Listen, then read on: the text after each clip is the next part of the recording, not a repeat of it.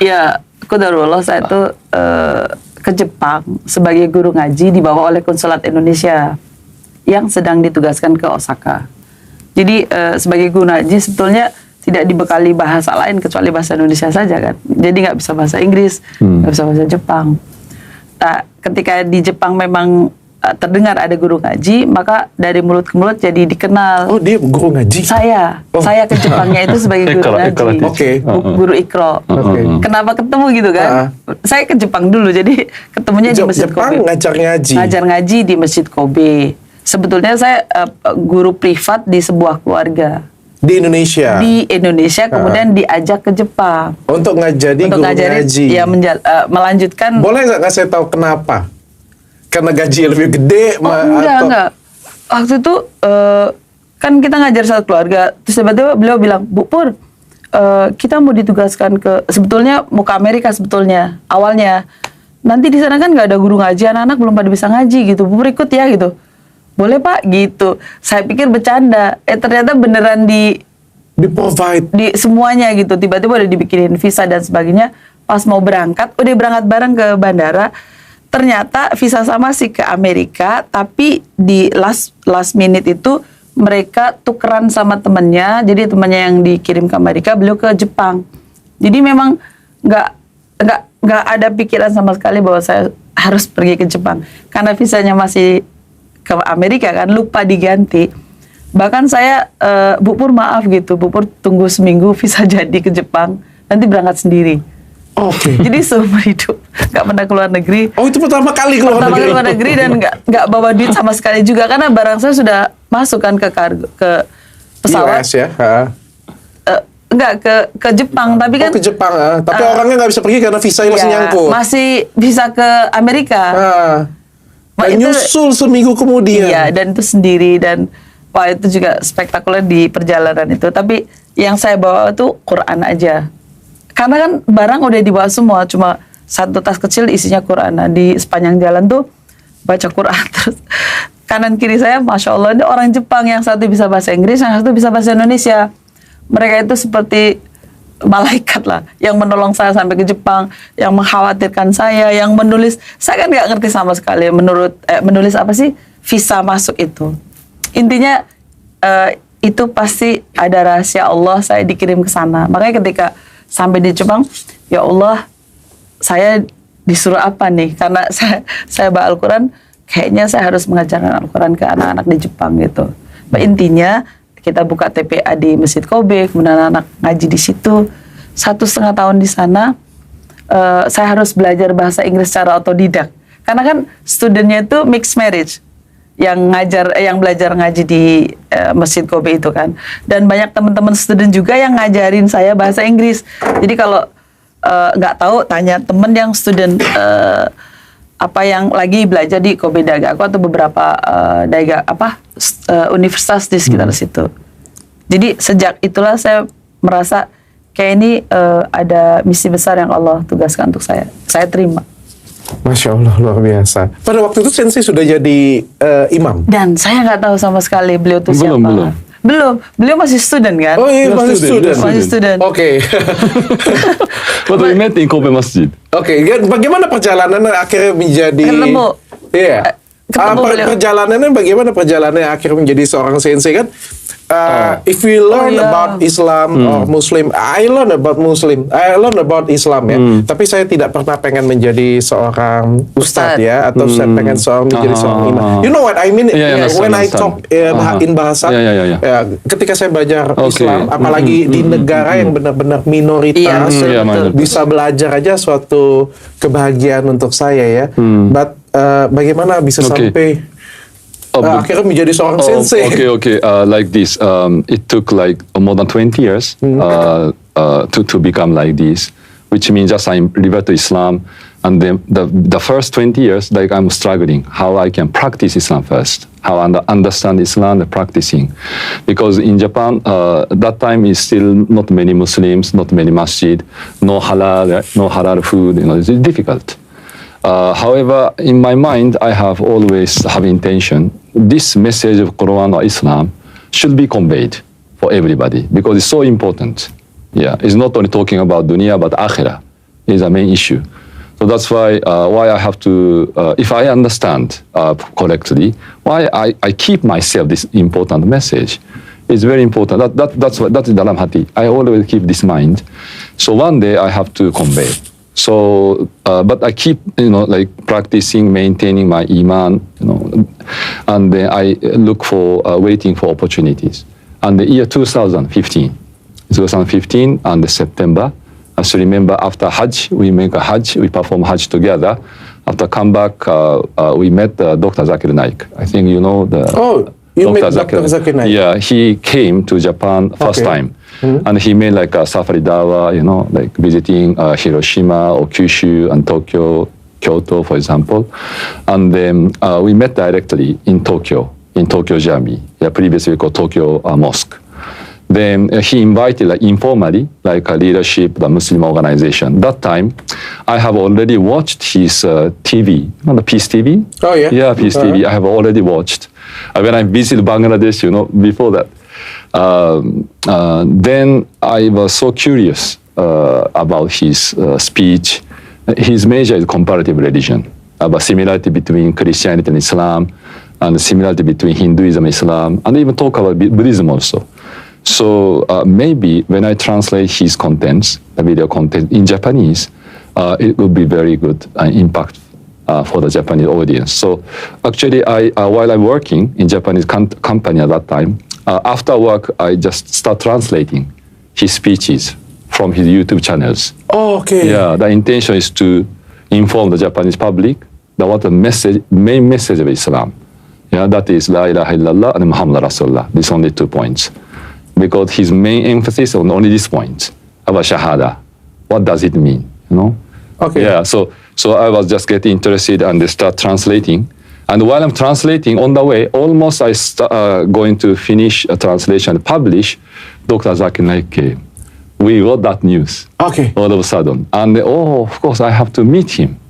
So I joined the meeting and I informed this work. Of course, I already got the permission from him about this work, but only informally, through email only. Maybe one of his staff only reply, okay, you can translate, no problem. So, but personally, in person, I just met him first time. So then that time, he mentioned, still I remember that, the first sentence, as a medical doctor, he mentioned that, because he diagnosed, now what is the main issues, what the disease, cause of the disease of society. So he mentioned that, okay, 99.9%, like in Japan, non-Muslim country. But then why there is no single full-time dai in this country? Oh, sorry? You know the dai? Dai. Dai, okay. Is a who convey the message of Islam to non-Muslims. I know. Yeah, there is no one who is doing that full time. Oh yeah? Yeah, Nggak ada zero. satupun. No one? No one. Okay. Yeah, so that's why he is questioning. Okay, you're surrounded by 99.9% non-Muslim. Why is siapapun nggak ada, satupun nggak ada, like nobody doing dawah full time? Full time. Full timer. So that was his first question. That is the reason why Islam not spreading in your country, I mean Japan. Karena tidak ada yang benar-benar melakukan dakwah secara full time, yang benar-benar merelakan waktu, jiwa dan raganya untuk dakwah ya. Kalau di Indonesia kan banyak ustadz memang seperti profesi jadinya ya.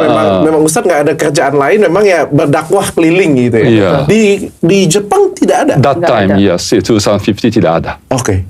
So I was shocked, and I start thinking, betul, ya tidak ada. Only doing part time myself, only just weekend, Saturday, Sunday, maybe once a month, maybe. I just deliver some speech in public place. Khutbah Jumat. Yeah, it's not enough, of course. Yeah, so that's why I realized, so that is probably like a mission, my mission, or that is a call, So because I understand it's both culture, like Islam, Japan, right? And then Dawah requires very high level of Japanese language. Because I have to talk about religion. It's not just a general conversation. So that's why, I think I should involve that. So he actually proposed that time, before proposing to Peace TV about international Dawah training program in Mumbai. Okay. Yeah, he gonna invite 20 duats those who are doing dawah, Dai dari seluruh dunia. Mengundang satu negara satu orang. Yeah, he just publicized this information. So, that could be a good, the opportunity for me to learn from him directly. So I applied. Alhamdulillah, I got a seat. Wow. Hanya satu yang terpilih. Mungkin ada beberapa. Dari Jepang, ya. Iya, dari Jepang. So I got training for 3 months, very intensive. Yeah, like direct. Day and night. Yeah, day and night. So that was a moment. Okay, I commit myself to full time because that is what he mentioned. That. Okay. Yeah. So since then, from 2016, after finishing training, then until now, I'm doing the full time. Okay, Sensei, I want to ask about you. First, about you. Yeah, okay. How about the culture? In Japanese culture and Muslim culture is very different. I talk about you, not about Japan people. Okay, general. Yeah. Okay. After this, I ask about Japanese people. Okay. The culture is very different, but how can you adapt the culture? Okay. So, see, when we look at the Quran, the teaching of real Islam is actually this Islam for whole humanity, which means you can just ask question, what is the religion of Adam, the first human being? What is the religion of first human being? Not the Jews, not Jewish, not Christianity. Yeah, no. Yeah, not Buddhism, not Shintoism, right? Yeah, this is only Islam, which means to obey Allah, the Creator. Okay. That only religion exists at time, the time of Adam alayhi salam.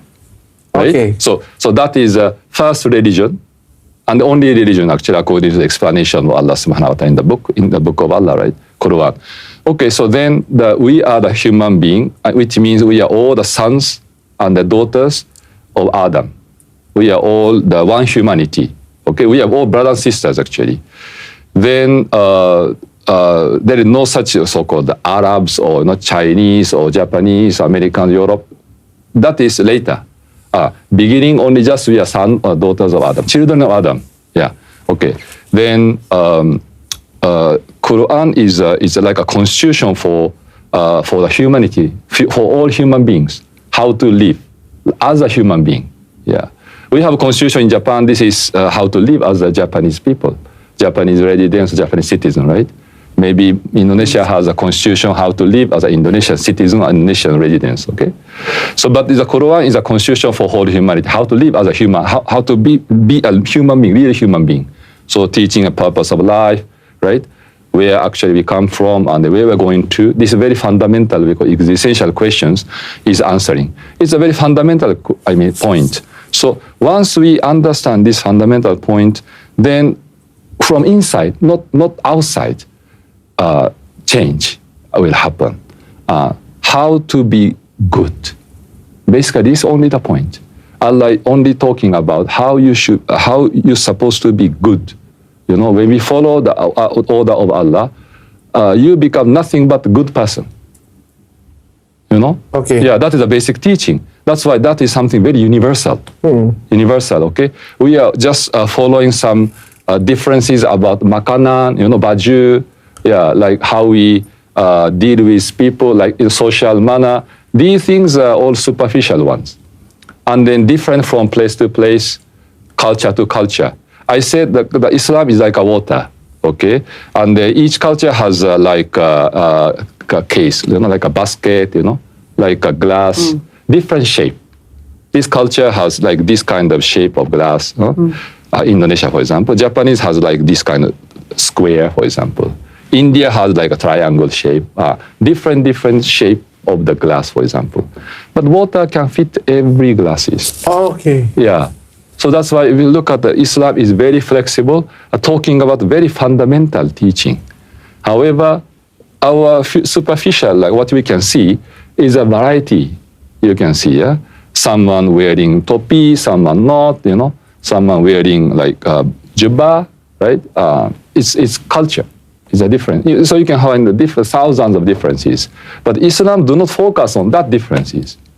Ya, karena gini ya, kalau menurutku kan kadang kita sulit membedakan antara religion, agama, dan culture ya. Karena ini sudah bersilangan satu sama lain ya.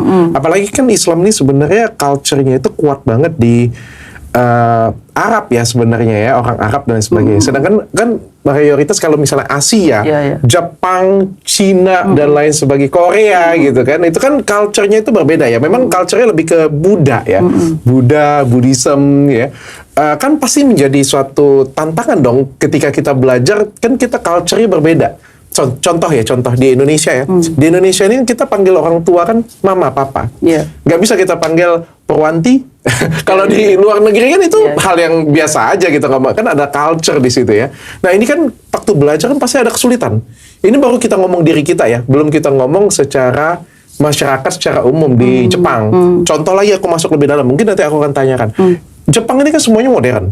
Contohnya dari pengobatan kanker, stem cell, dan lain sebagainya. Benar-benar modernisasi. Ini perbedaan culture-nya kan tinggi sekali.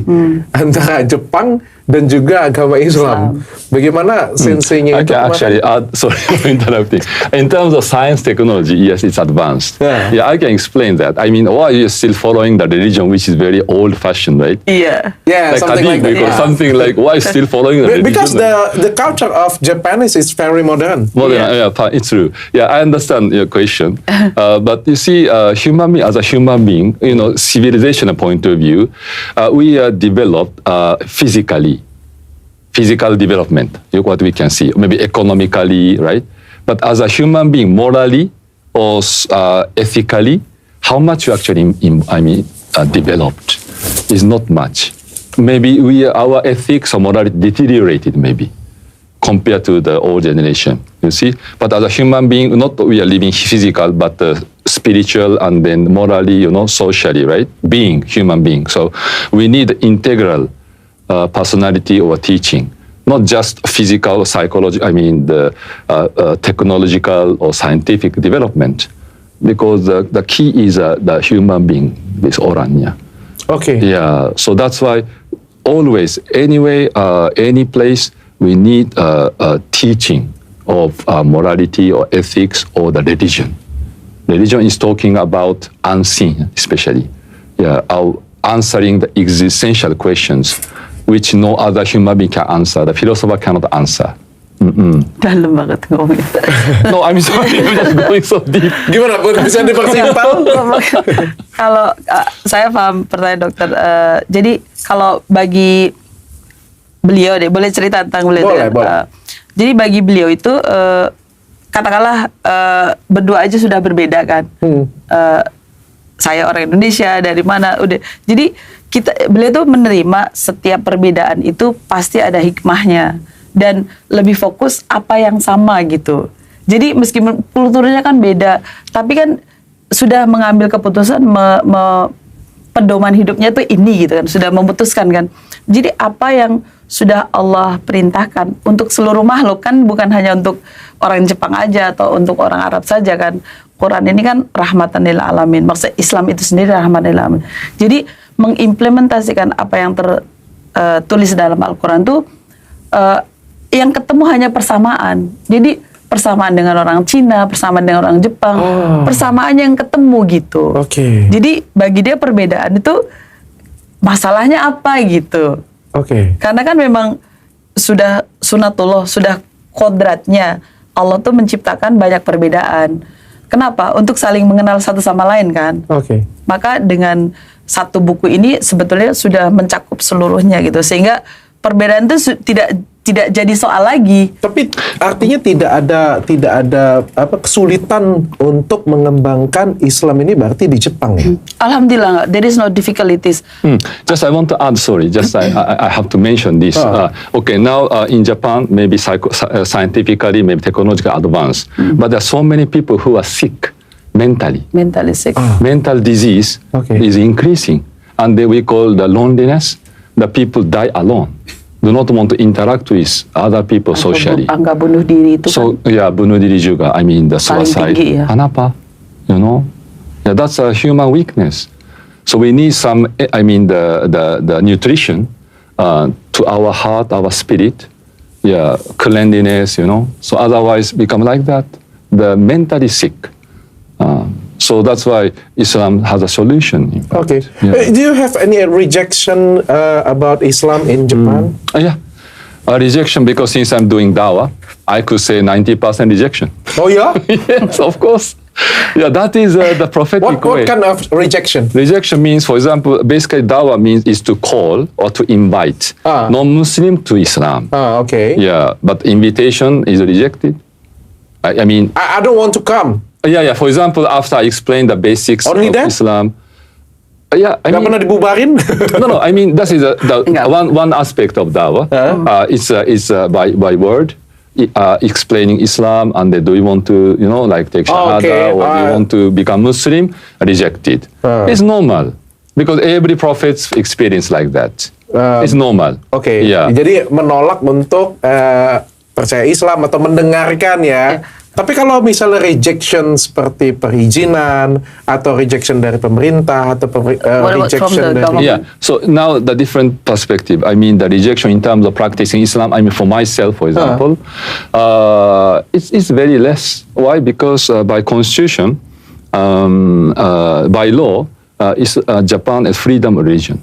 Oke. So it's like bebas, freedom. Iya. So you can Jadi practice. tidak ada basically. gangguan. Yeah. However, if you like in the working place, for example, on a school, public place, if you want to establish prayer, you have to get permission. Itu And then saja. maybe sometimes you cannot wear hijab while in the workplace, for Yeah. example.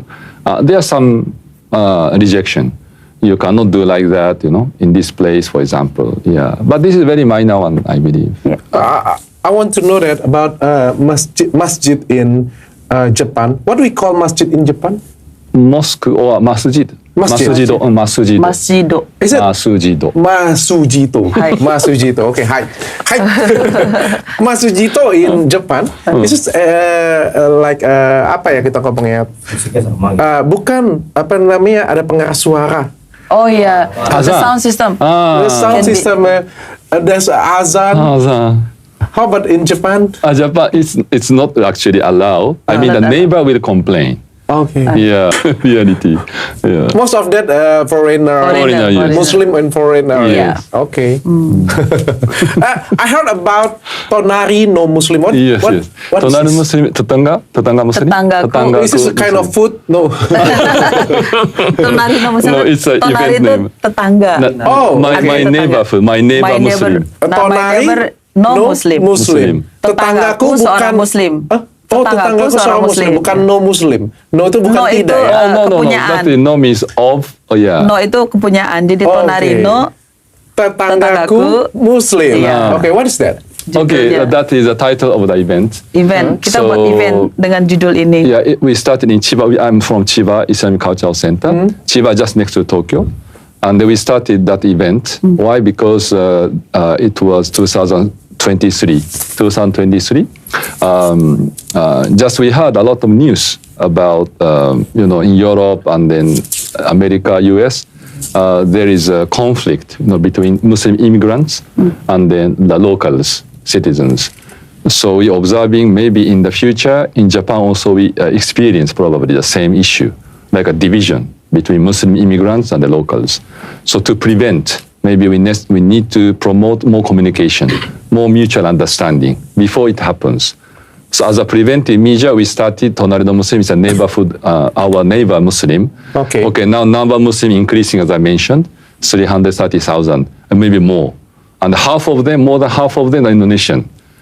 Half Iya. of them of Indonesian citizens, yeah, I mean Indonesia nationals. tetap menguasai ya. Iya, menguasai. Yeah, banyak, yeah. So before any conflicts happens, need to know each other. Lita'araf we call lita'araf. Mengenal satu sama If we know each other, Yeah. then easy to solve the problem. I mean, if something happens, but if you don't know, or who is this person, that like foreigner, you're wearing hijab, very strange, Yeah.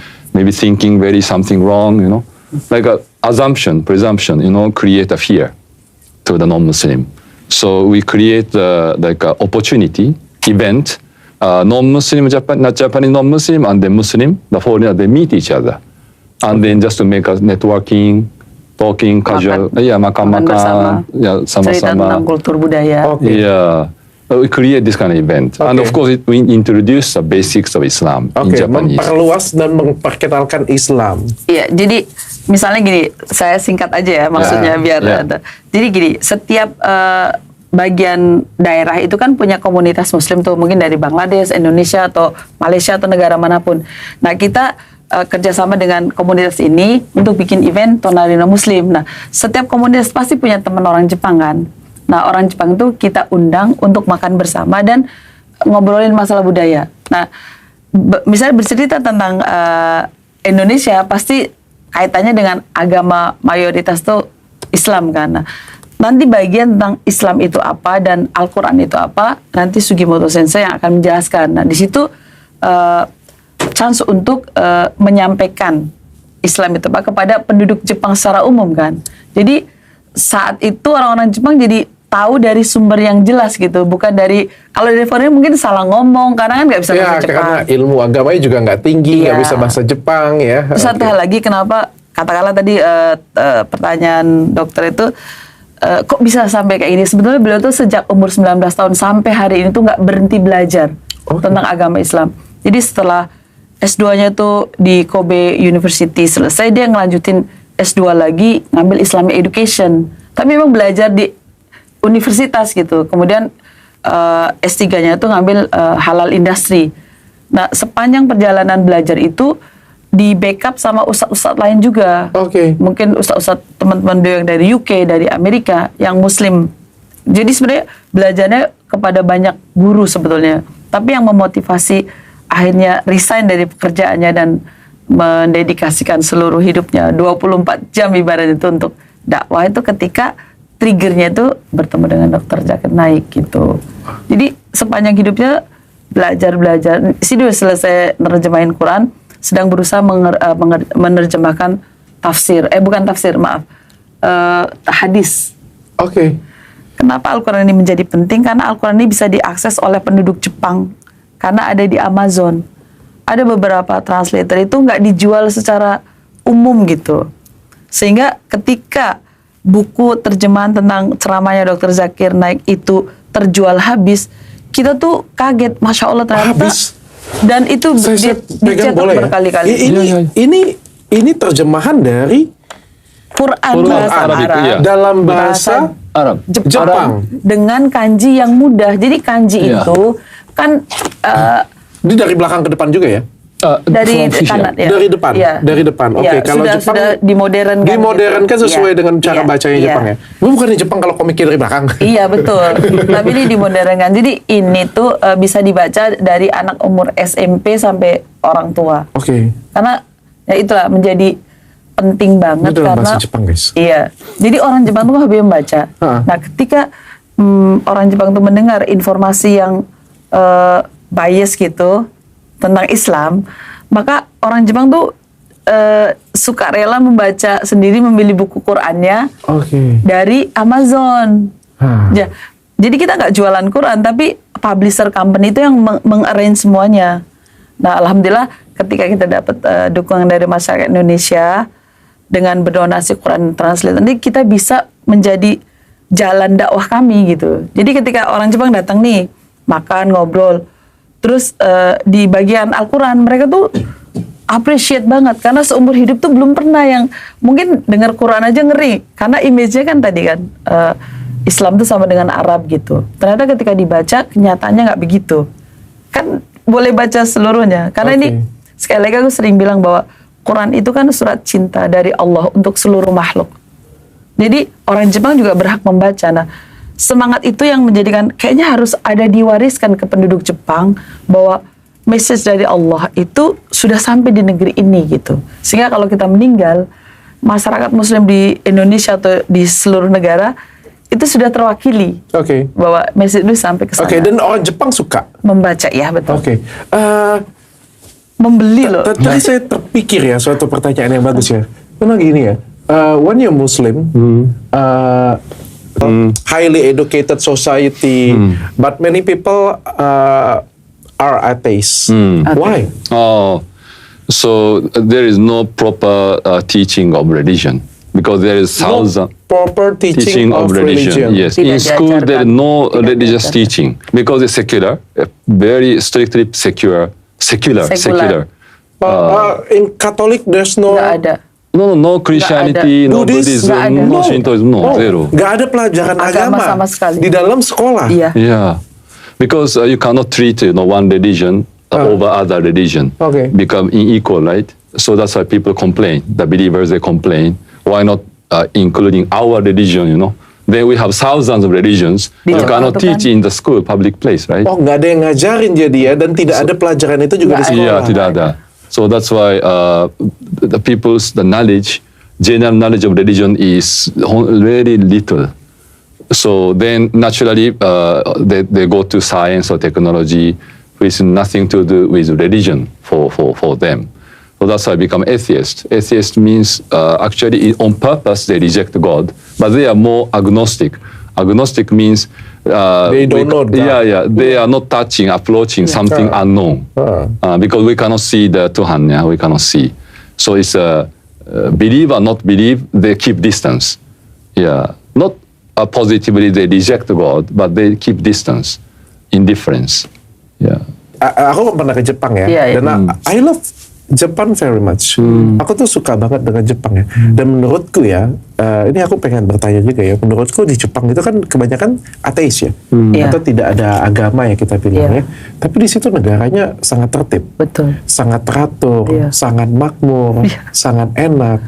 Kenapa Sopan. justru mungkin pertanyaannya ke ibu ya, karena ibu mengalami kehidupan kedua negara Iya, ya. iya. Kalau dia tidak mengalami kehidupan kedua negara ya. Iya, jadi- Kalau di Indonesia kan kita lahir tuh sudah beragama. Iya, betul. Bahkan aku bisa ngomong di Indonesia ini sangat mabuk agama. Apa-apa itu agama pokoknya. Apa-apa dihubungkan dengan unsur agama. Jadi seolah-olah di Indonesia ini adalah makhluk yang amat sangat beragama. Tapi begitu hancurnya secara moralitas orang Indonesia, Iya. korupsi, Iya. kolusi, nepotisme, bahkan kita nggak sadar ini temanku nih, ini saudaraku Iya, nih, iya. kayak gitu ya. Kita nggak sadar, bukan cuma kita ngomong pemerintahan ya, Iya, iya. dan berbohong itu menjadi hal yang biasa Iya. kalau di Indonesia. Nyebrang jalan aja kita nggak susah banget diikutin aturan. Padahal kita tuh diajarin agama Iya, dari iya. oe. Kenapa ya kira-kira? Jadi gini, kalau menurut pengalaman aku selama di Jepang itu, pertama karena saya punya anak dan lahir bisa di Jepangan, jadi saya bisa memutuskan nih anak mau dididik cara mana nih gitu, cara aku yang Indonesia banget atau cara Jepang budayanya. Jadi dari kecil tuh anak-anak tuh diajarin manner. Dari umur TK itu tuh nggak pernah diajarin baca tulis hitung dari anak kecil. Dia hanya taruh sepatu di tempatnya, kemudian aisatsu, kayak mengucapkan selamat pagi, selamat siang, terima kasih. Bertahun-tahun tuh mereka hanya belajar bersenang-senang, menghormati guru, sharing dengan teman. Jadi nilai-nilai akhlak itu benar-benar dari ibarat dari lahir itu ditanamkan di keluarga ataupun di sekolah, dan itu sama. Guru tuh sangat dihormati di Jepang itu, karena gurunya juga pagi-pagi udah datang dulu, di depan itu sudah ohayo gozaimasu, nyambut murid-murid yang datang satu-satu gitu loh.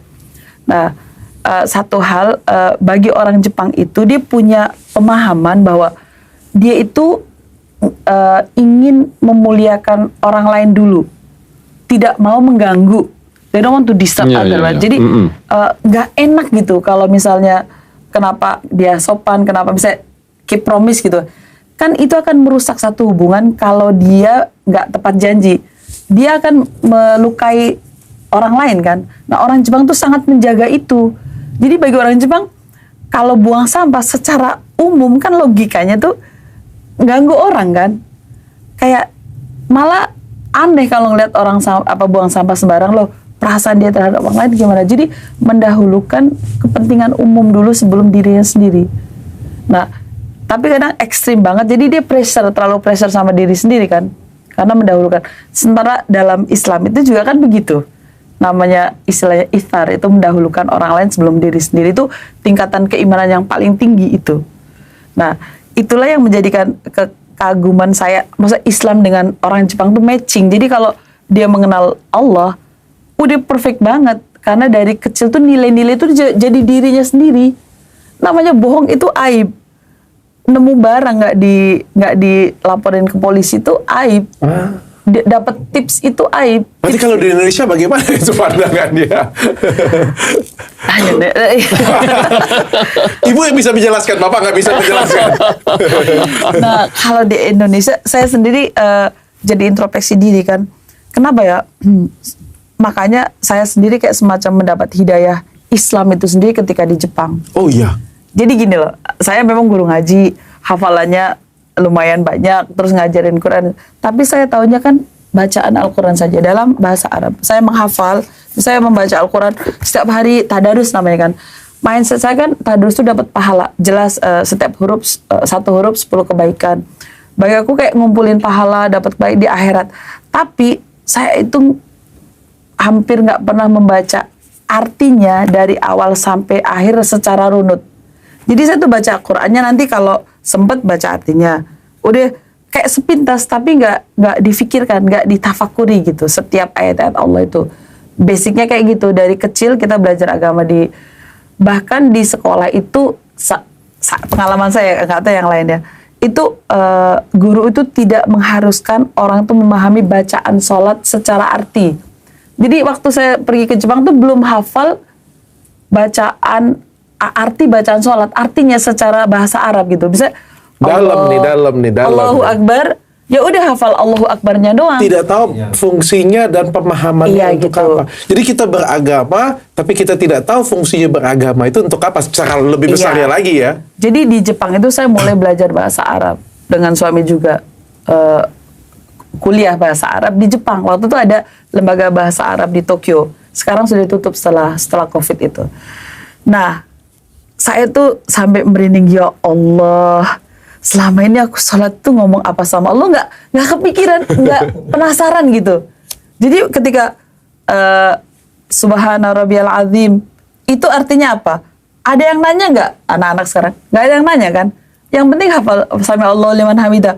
Tapi ketika dipelajari ternyata ada yang tahu nggak artinya Sami Allah? Dokter ya hafal belum? Ternyata itu artinya semoga Allah mendengar orang yang memujinya gitu kan. Sami Allah liman hamidana. Di balik itu ada kisahnya. Orang memujinya siapa? Ternyata ada kisahnya gitu. Oh ternyata ketika Ali radhiyallahu anhu mau sholat berjamaah, beliau tuh ada nenek-nenek jalan di depannya dan dia pelan-pelan sehingga rukuknya Rasul tuh dipanjangin gitu.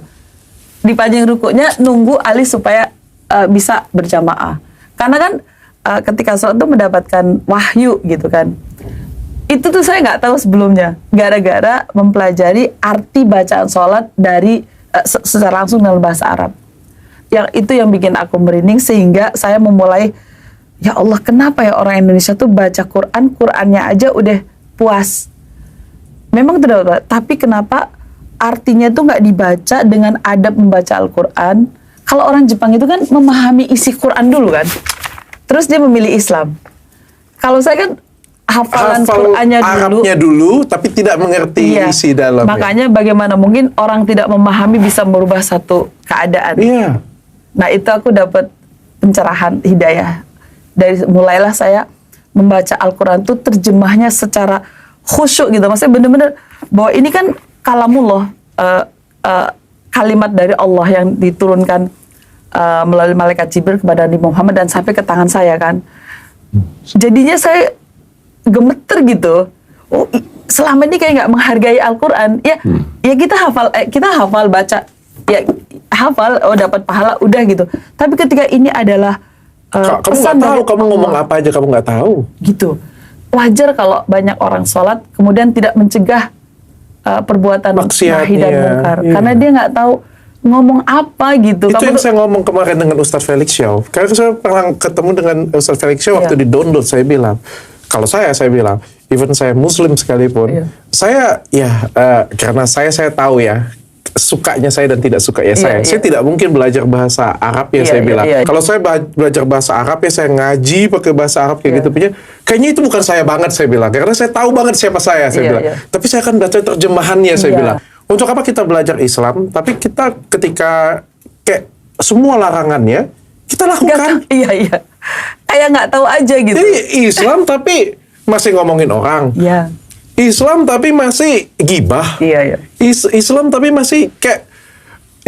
Oke, kita ngomong sholat 5 waktu, oke, kita ngomong ngaji, oke, tapi you nggak ngejalanin apa-apa dari situ. Kalau menurutku lebih bagus ya, mungkin di start dari kelakuan kita dulu yang lebih baik.